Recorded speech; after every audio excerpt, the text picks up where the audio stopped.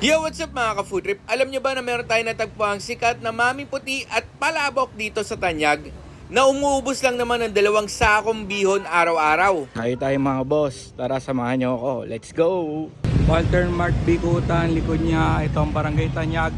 Pasok kayo papaloob. Sa mga gusto pumunta dito lang ito matatagpuan sa number 93 Tanyag Street, Taguig City, o kaya i-Google Map search nyo na lang Maming Puti sa Tanyag. Bago ang lahat, gusto munang pasalamatan ng ka-food trip natin na si Patrick Nofiel. Kung hindi dahil sa kanya, hindi natin malalaman kung saan tong kainan na to. Kaya ako pala tinawag na Maming Puti ito kasi mamimili ka sa dalawa.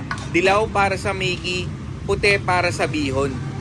Ilan taon na po itong kainan nyo, sir?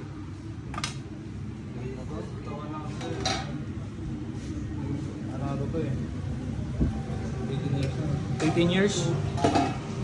At ang kinaganda pa dito, kapag naubos yung sabaw ng Maming Puti nyo, pwede kayo magpalagay ng palabok sauce. Dual